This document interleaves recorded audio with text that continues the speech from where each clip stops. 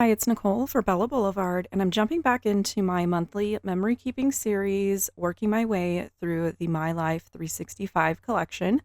With this being May, I did have a little speed bump in my process only because I've already used a good portion of the May products way back almost a year ago.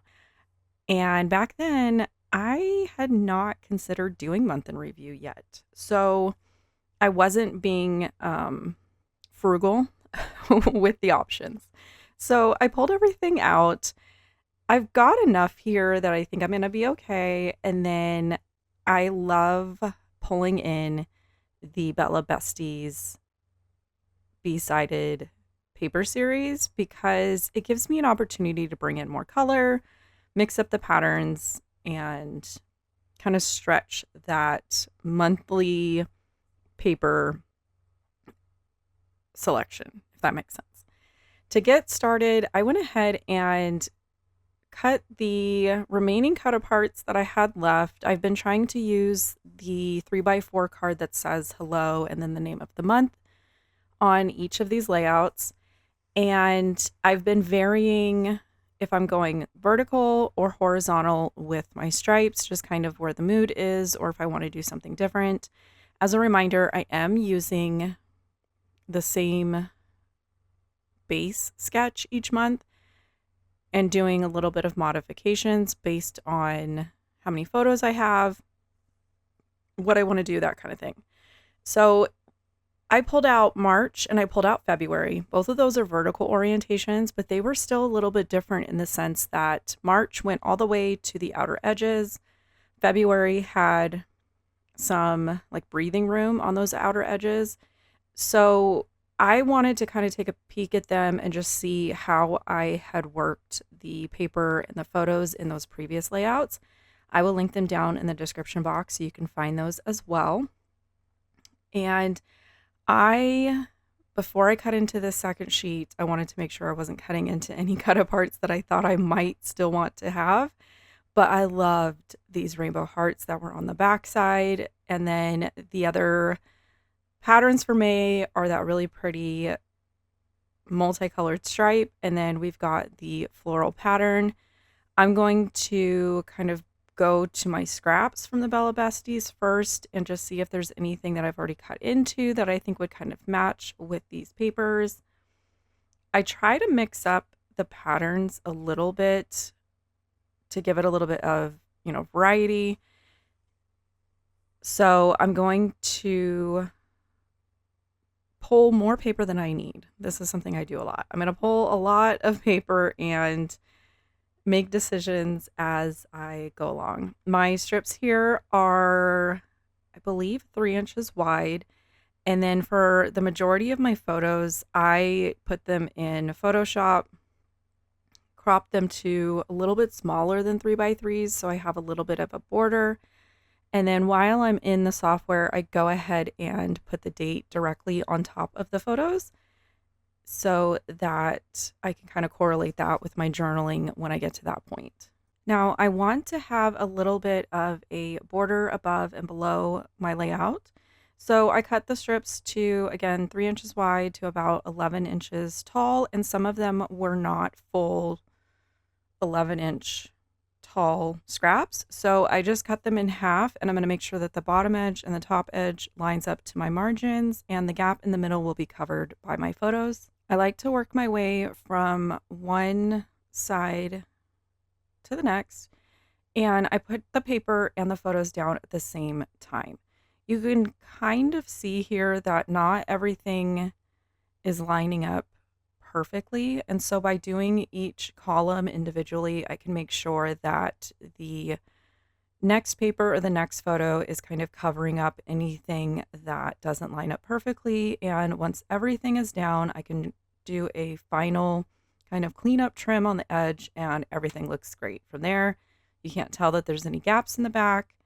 And then I'm going to go ahead and draw some pencil lines to do some hand stitching. This is my preferred method. You do not need to do pencil lines. You can hold the ruler and poke your holes. So many different ways to do this. I think once you get into the groove of it and you kind of establish the way that you like to do it, it becomes muscle memory. And so I like a ruler, I like a pencil. Poking the holes is my favorite part. So that doesn't bore me. I know a lot of people say that they hate poking the holes, and I'm like, I'll poke the holes, you stitch my paper for me, is kind of where my brain goes. Once I have everything stitched, I did tone on tone, DMC thread. I keep a document on Google Docs formatted to fit this like 3-inch wide column. And this is where I do somewhat of a bullet style journaling. I will type up the date and just go from one photo to the next in order of date and give a little bit of context. These to me just sort of need to be an overall view of things that were going on in the month. May in particular is very busy for us with larger events. So I tend to skip the photos that correlate to things like birthdays, end of school parties, graduations, things like that, Mother's Day, you know, those bigger events. I will say, I think I have 2 photos of my son for his birthday that I went ahead and included because I know I'm only going to have his donut breakfast layout to do and not anything for his actual birthday. We had some stuff going on, so I don't actually have like photos of the celebration part of it. So I did want to go ahead and include it in my month in review because, like I said, I only have that one photo going out to dinner, and I don't typically do one photo layouts. So including it on month in review felt like the place for it to kind of live. So again, I keep my journaling just sort of who, what, when, where. I don't go into detail on a lot of those things. If I am wanting to go into detail, that's usually a trigger for me that something probably needs a dedicated layout instead of being put on month in review. This is that 3x4 card that I've been trying to include every month, and I like to take some type of border punch to the top edge and just give it a little bit more interest, tuck it into the top right side of the layout somewhere. I've been trying to include the cut apart tags somewhere. It's a fun way to bring in some different colors. I can cover up any phrases and stuff like this green one. I'm actually going to go ahead and just cut off the phrasing because I'm going to end up tucking it and you'll never see it, but it looks like a green B-side essentially. And I just like to have them kind of peeking out here and there. It's going to bring in some color. It's going to give me kind of a grounding place to put things. And then going to the die cuts, I pretty much was left with a lot of similar sized pieces, a lot of the floral imagery and like planting. So I grabbed this one that was like a bunch of little glass vases on a shelf, and I felt like that would fit really good up on the right with the tags. I liked this cactus. I live in the desert, so it kind of made sense to go ahead and use that. I wasn't really feeling the larger floral clusters. I didn't think that they were a good contrast to the papers that I had used down by my title. So I went over to the sticker sheet to see what was left over there. I found this little yellow kind of "You Are Here" sticker to put on that little sunset photo.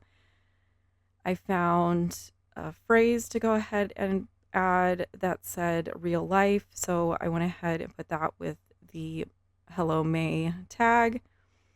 And I just go back and forth through the different coordinating products and see what I can find that coordinates color-wise and theme-wise within the month that I'm using. Found a little green heart that I felt like would work with this being May, and a lot of the floral icons. I thought this chunky little pink flower would fit, and to kind of stretch it, I cut it in half and put half up at the top, half down by my title. And I love doing that with some of the larger embellishments. It just kind of, one, it stretches it, and two, they're a little bit less overwhelming for me to use if I cut them in half and use them to kind of tuck behind something, and then I'm not wasting the whole element from that tucking. Found a black and white phrase that I could go ahead and add to the title. And then it was, again, just kind of going back and looking at what I had left over to bring in some of those final details. I like to work paper photos journaling first, title and title card, and then embellishing I tend to do like large to small. With this being month in review, I've been trying to put at least the year somewhere, and the Luna alphabets are kind of my go-to lately. I just did a tone on tone with the yellow, brought in the enamel hearts that coordinate with My Life 365. And again, I'm just kind of stepping down in size of embellishments to figure out, how to fill in those smaller areas and bring in more interest, more color, and just, fill in those openings. Sometimes you're still wanting to add stuff, but you don't want to add a lot. So that's when I go to like tiny things. I remembered the puffy stickers, so I grabbed those. And then on the Bella Pop that coordinates with May were these small enamel flowers. So I pulled those. I left the big cluster to use for a different project and just used these little tiny ones.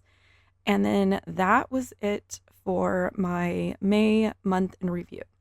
Got some detail photos for you here. And again, if you're looking for previous videos, check the link in the description box. And I will hopefully catch you guys in another video in this series. Let me know down below how you're liking this series and if you've ever done month in review yourself.